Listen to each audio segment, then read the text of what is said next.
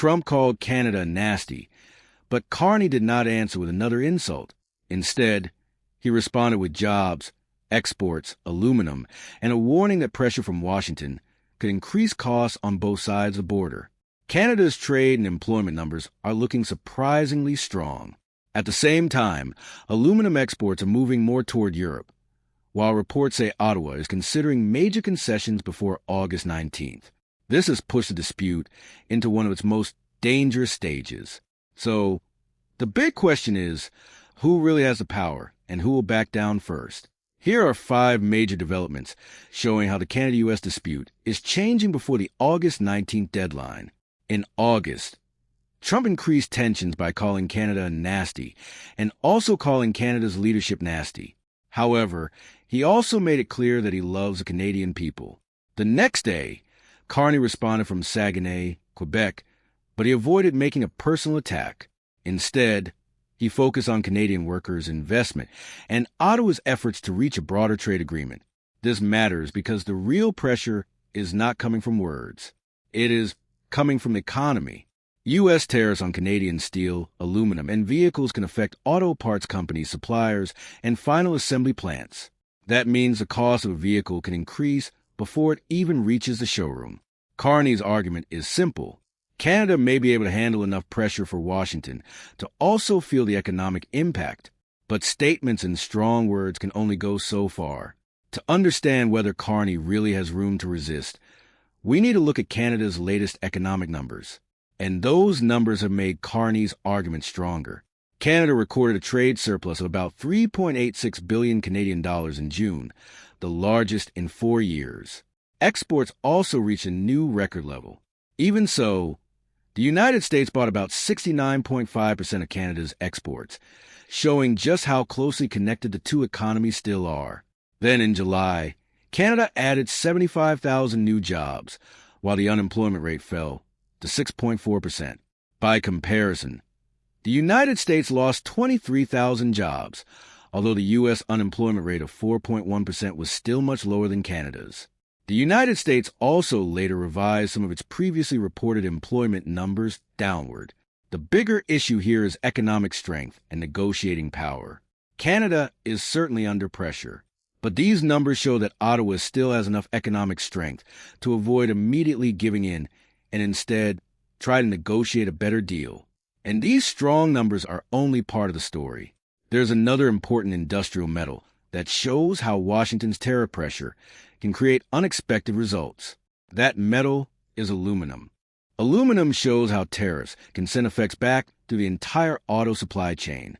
According to Carney, after tariffs were placed on primary aluminum, aluminum prices in the United States increased by about 58%, while the Midwest premium also reached record levels. For automakers, that means higher costs for everything from hoods and wheels to suspension parts and battery enclosures for electric vehicles. At the same time, Canada's share of U.S. primary aluminum imports fell from about 75% at the beginning of 2024 to around 54% at the beginning of 2026. Meanwhile, Canada has been increasing aluminum shipments to Europe. Canada cannot completely walk away from American buyers, but it is creating a clear risk for Washington. If Canadian aluminum becomes less competitive in the U.S. market, Canadian producers will have a stronger reason to find other buyers around the world. But finding new buyers for aluminum is only one part of Canada's response. An even bigger plan may be to build industries that major global automakers cannot easily ignore. Before we get into the top 2 developments, if you are enjoying this analysis, please like the video and subscribe to the channel.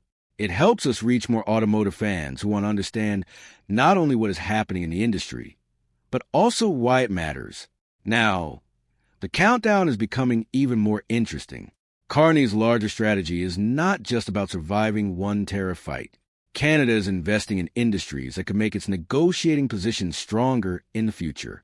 Supported by Rio Tinto, ELYSIS is developing new technology that uses inert anode smelting.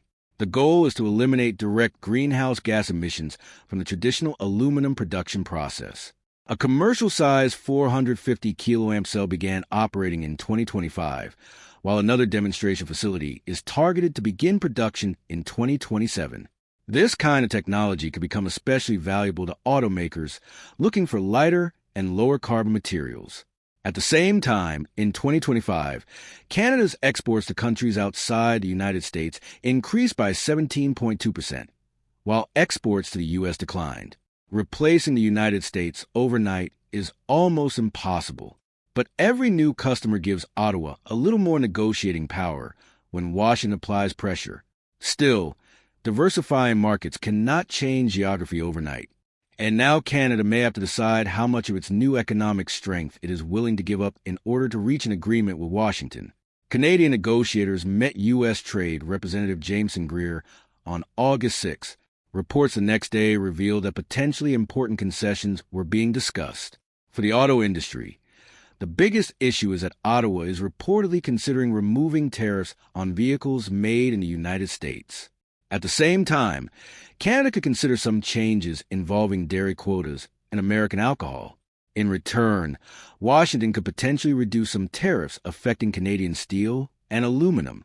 However, nothing has been finalized. These are only proposals being discussed in negotiations. They are not an announced agreement. Meanwhile, Trump's separate Section 338 measures are scheduled to take effect on August 19th. That means both governments are moving toward a very important moment.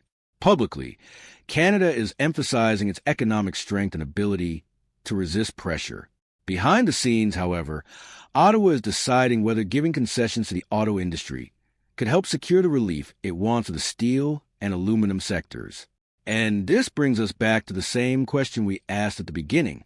Does Canada now have enough negotiating power to pressure the United States into a compromise? Or will August 19th show the limits of Canada's strategy? Verdict: Canada's negotiating power has grown, but August 19th will be the real test. Trump's strong statements have certainly made headlines, but in the end, the economy will determine who gains the advantage.